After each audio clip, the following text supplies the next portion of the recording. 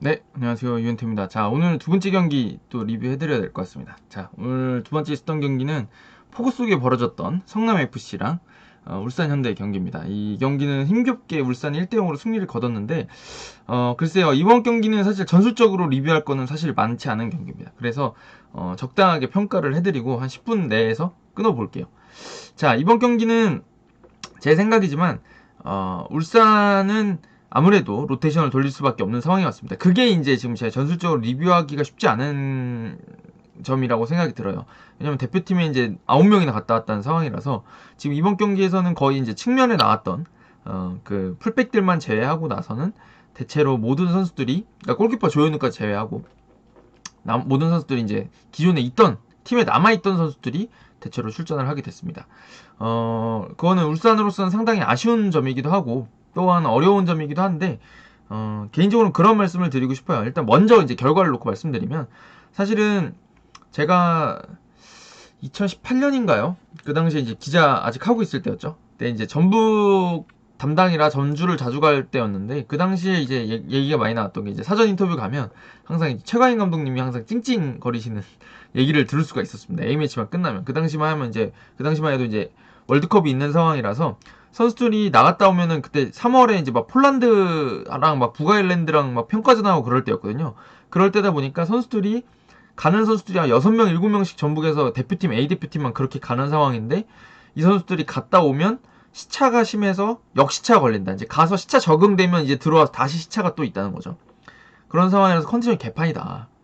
그런 얘기를 했는데 전북은 그 당시에도 적절한 백업들을 활용하고 이 선수들을 후반에 넣는 방식대로, 그러니까 체력 부담을 덜어주는 방식으로 어찌됐든 승리를 따내면서 그렇게 항상 이 우승에 다가섰던 팀입니다. 그래서 울산이랑 뭐 그 당시에 전북이나 지금의 울산이라는 팀이 불평할 게 없다 이런 얘기가 아니라 불평은 늘 해야죠. 불평이 되지만 어찌됐든 울산도 오늘 이겼기 때문에 오히려 울산 팬들께서는 우리 팀이 이제 이렇게 힘든 상황에서도 이기는 힘은 있구나, 꾸역꾸역 할 줄 아는 팀이구나 라는 거를 조금 위안으로 삼고, 경기 내용이 아주 시원하진 않았지만 그렇게 이해를 해주시면 좋을 것 같고요. 대신에 이제 제가 설명드리고 싶은 거는 저는 오늘 울산이 조금 무거웠던 감은 좀 분명히 있는 것 같은데 그거에 비해서 상당히 성남이 잘했던 경기라는 생각이 들어서 그 얘기를 좀 설명을 드릴게요.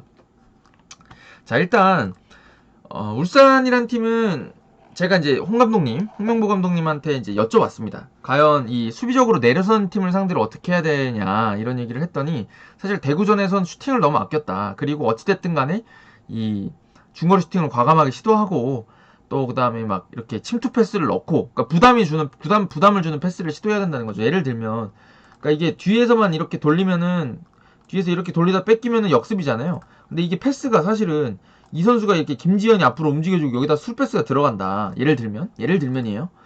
이런 장면 안 나왔습니다. 이렇게 들어갈 때 여기가 바짝 따라 붙어가지고 뭔가 태클을 한다 그러면 여기서는 사실 역습이 나오기가 쉽지가 않아요. 왜 그러냐면 수루패스가 들어가서 이렇게 들어가는데 이걸 이 선수가 깔끔하게 100% 끊어내는 게 쉽지가 않잖아요. 좋은 패스가 들어가면 사실은.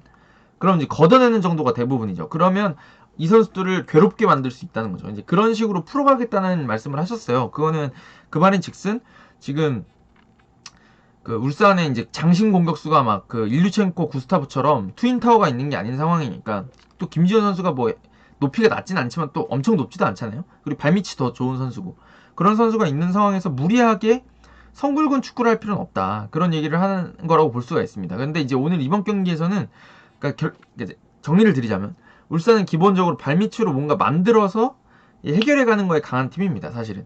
근데 이게 읽혔다 이렇게 말씀하시는 분들도 있을 텐데 이거는 어떤 팀이라도 어쩔 수가 없어요. 울산같이 공을 잘 돌리는 팀을 만나면, 그리고 울산 진짜 공 잘 돌리거든요.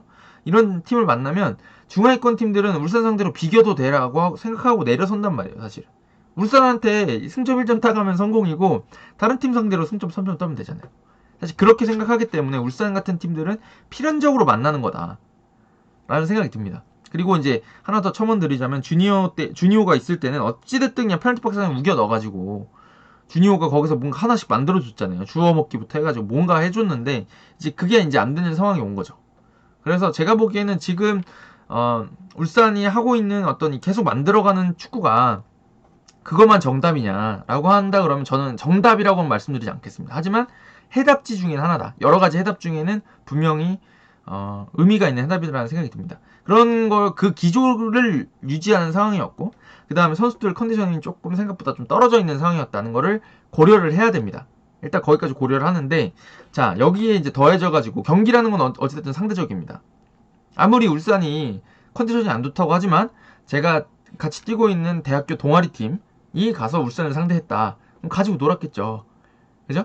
그러니까 그게 뭐냐면 저희가 뭐 잘한다 못한다 이런 얘기를 하려고 하는 게 아니라 당연한 건데 그게 아니라 성남이 오늘 상당히 잘했기 때문에 제가 보기엔 잘했거든요. 잘했기 때문에 울산의 경기력이 조금 더 뭔가 무거워 보이고 우리 뜻대로 안 풀린데 라는 생각을 했을 수가 있다는 겁니다. 그러니까 단순히 울산이 몸이 무거웠어 이렇게만 볼 게 아니라 조금 더 성남이 성남 좋은데? 라는 생각을 해주셔야 된다는 얘기예요. 사실 성남 팬들은 그거에 대해서 우리가 이제 앞으로도 강팀 괴롭힐 수 있는 올해도 이제 생존해가지고 내년에도 K리그1에서 있을 수 있는 희망이라고 봐야 될 것 같고 그 다음에 울산 팬들로서는 그래 오늘 좀 무거웠는데 그래도 고생했다 성남이 오늘 잘하더라 이렇게 인정해 주시면 되는 경기가 아니라는 생각 그런 경기가 아닌가라는 생각을 하고 있습니다. 자 그러면 성남이 뭘 잘했냐가 좀 중요하겠죠. 성남이 만만치 않았어요 라고 끝나는 거면은 제 방송을 보러 안 오시겠죠. 자 성남이 저는 인상 깊었던 게요 두 가지가 인상 깊었습니다. 일단 제가 성남을 사실은 강등권으로 떨어지지 않을까 좀 위험하지 않을까요 라고 항상 말씀을 드렸었는데 오늘 경기 보고서 조금 생각이 좀 달라졌어요. 올해도 조금은 다크호스가 될 수 있겠구나 라는 생각이 들었는데 근데 이제 그거에 대한 이제 좀 불안 요소도 있습니다. 그것도 제가 설명을 드릴게요. 자 일단 성남은 기본적으로 내려설 때 강해요. 그게 좋습니다. 간격 유지랑 내려섰을 때 진짜 울산을 잘 괴롭히더라고요. 수비가 좋아서. 그러니까 오늘도 사실은 이동준 선수 쪽에서 하나가 나왔는데 제 생각인데 이거는 마상훈 선수가 좀 미룬 감이 있어요. 헤딩을. 근데 중앙 수비는 좀 그렇게 하면 안 된다고 생각하거든요. 저는. 그러니까 저도 만약에 제가 중앙 수비수면 그걸 못 하겠죠. 하지만 프로에서 이렇게 주전으로 뛸 선수들이라 그러면 넘기는 건 있으면 안 돼요. 헤딩을. 자기가 딸 수 있을 때. 근데 제가 보기엔 좀 약했던 것 같습니다. 어쨌든 거기서 차이가 벌어졌고 하지만 그걸 제외하면 울산의 공격을 상당히 잘 틀어주었다라는 느낌이 듭니다. 근데 이걸 틀어주었는데 왜 틀어줬냐가 상당히 중요하단 말이에요. 그러면 이게 여지까지 울산이 여기 공을 잘 돌리니까 우리는 그냥 바짝 내려서서 여기서만 수비할 거야 라고 했다 그러면 아마 이런 경기가 안 나왔을 거예요. 근데 이제 여기서 제가 보기에는 분명히 이 3월에 치렀던 경기들은 그냥 내려서 일방적으로 내려서서 했거든요. 경기를. 그랬는데 이번 경기에서는 앞에서 누르는 장면들이 많이 나옵니다. 그러니까 백패스를 시도해가지고 이 선수들이 내려가고 조현우가 뭔가 공을 다루고 이 간격이 뭔가 애매해진 상황에서 그래서 김태현 선수 쪽에서 후반에도 마찬가지고 굉장히 뭔가 눌리는 그런 느낌이 많이 드셨을 거예요. 뭐지? 왜 이렇게 롱킥이 많지? 라는 느낌이 들었을 겁니다. 근데 이제 이 전방 압박을 시도하게 되면 장점이 뭐냐면 자 요렇게 시작을 하잖아요. 여기 받으러 와줄 수도 있고 뭔가 여기서 이제 이쪽에 막 많이 받으러 와줄 텐데 자 전방 압박을 시도합니다. 제가 이걸 한 번에 옮길 수 있는 방법이 있으면 좋은데 자 전방 압박을 합니다. 그럼 여기 뒤에서 일단 여기가 이렇게 물려 있어요. 그러면 공격을 여기서 단번에 여기다 패스 놓는 건 불가능하잖아요.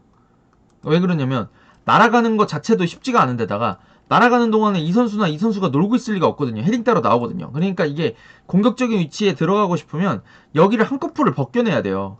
그래서 한번 이쪽에 들어가서 빌드업이 돼가지고 한번 풀고 나와야 이 선수들이 이렇게 좀 내려갈 거고 팀 전체적으로 울산이 전진할 수 있어야 이런 식으로 전진할 수 있어야지 그 다음에 이제 여기서 공격적인 위치인 이쪽이나 이쪽이나 이런 데다가 패스가 들어간단 말이죠. 그러니까 이게 빌드업 한 번이 중요한데 성남이 앞에서 너무 잘 버텨주니까 한 번 벗기고 나오면 이미 힘들어하고 여기서 딱 이제 이쪽에서 이제 이제 올라왔구나 공격 좀 해보자 이렇게 하는 거죠. 근데 이제 울산이 그냥 단순하게 너무 무지막지하게 전방 압박을 들어오는 팀이 있으면 한 번 벗겨내면은 주주주죽 밀고 나갈 텐데 이 성남이 압박이 조직적이기도 하고 많이 뛰다 보니까 한 번 벗기고 올라와서 딱 돼 있는데 이미 여기는 뒤에 바짝 내려가 다시 수비를 갖추고 있는 거죠. 그러니까 여기부터는 밀집 수비 만나는 팀을 새로 상대하는 겁니다. 그러니까 이게 경기 운영이 여지까지는 콘셉트가 하나였던 거죠. 내려서서 수비하자. 이 콘셉트였으면 계속 울산이 몰아치고 하다가 성남이 역습 한번 딱 하고 와서 하나 실패. 그러면 다시 내려옵니다. 또 수비하고 하다가 역습하면 딱 나가가지고 뭔가 딱 합니다. 안 되면 또 실패, 또 내려옵니다. 근데 이제 이게 두드려 맞는 시간이 길어지면 길어질수록 상당히 이제 고달퍼지는 거죠. 그게 여지까지 이제 이 성남이 조금 제가 보기에는 위험해 보인다고 했던 이유였는데, 이번 경기에서는 상대가 울산이 짧게 연결하면 전방 압박을 딱 시도합니다. 전방 압박을 시도하니까 이거는 이제 전방 압박 시도하는 전략을 한번 깨야 되는 거고, 그 다음에 전방 압박이 실패했다, 상대를 괴롭히는데 실패했다라고 하면 다시 밀집 수비를 하는 거죠. 이게 두 개를 섞어서 쓰니까 울산이 대처하기가 더 힘들었던 거고, 경기 운영이 뜻대로 안 되는 거죠, 사실은. 그러니까 이게 그러면 왜 다른 팀은 그렇게 안 하나요? 이게 그럼 만병통치약이잖아요. 중하위권의 만병통치약 아닙니까? 전방 압박하다가 내려서 가지고 밸런스 잡는다.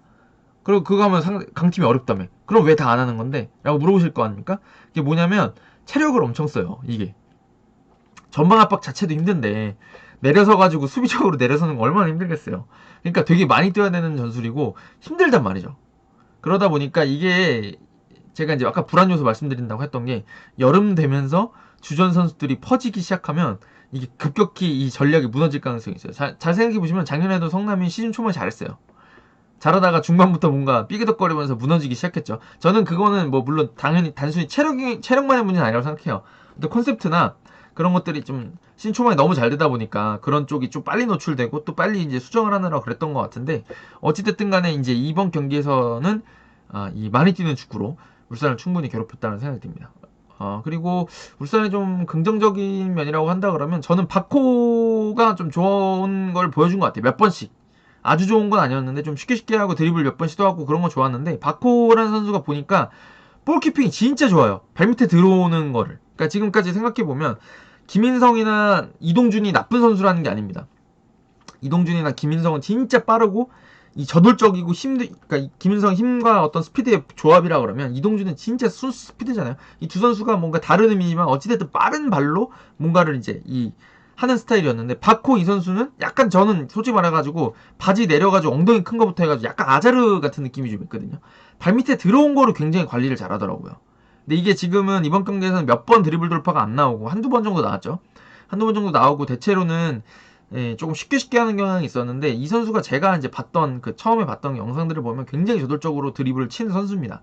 이런 드리블러가 한 명 있으면, 그러니까 스피드 스타가 말고 그냥 완전 이 좁은 데서 치는 그 잔발 드리블러가 있으면 이거 자체가 굉장히 공격에 큰 힘이 되거든요. 그런 면에서는 좀 긍정적으로 볼 수 있었던 것 같고, 어찌됐든 간에 잘 버텼다. 그것도 울산의 저력이라고 보시면 되지 않을까 싶습니다. 어찌됐든 울산 지금 2위로 올라간 거 아닌가요? 볼까요, 한번?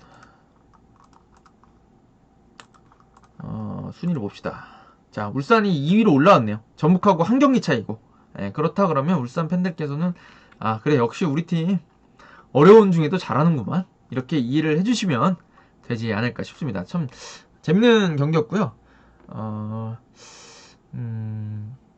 성남으로서는 조금 아쉬웠던 경기. 하지만 우리가 울산 상대로도 이렇게 잘할 수 있구나 라는 걸 보여줬던 경기라는 생각이 들고, 울산은 어려운 와중에 잘했던 경기다, 이렇게 총평을 드리면 될 것 같습니다. 자, 감사드리고요. 아시겠지만 제가 이제 채널이 날라가가지고 또 구독자가 100명도 안 되고 있습니다. 여러분 700명까지 다시 갔었는데 많이 도와주시기 바라겠고요. 제가 이제 울산하고 강원하고 포항하고 인천은 글을 쓰려고 하는데 주말에 경기 보느라고 못 썼어요. 그래서 조만간 써가지고 브런치라는 그 플랫폼을 통해서 글도 내도록 하겠습니다. 봐주시면 감사하겠고, 제가 브런치 그 주소도 조만간 공유를 드리도록 하겠습니다. 감사드리고요. 내일 경기도 재밌게 보시고 주말 행복하게 보내시기 바라겠습니다. 가겠습니다. 안녕. 감사합니다.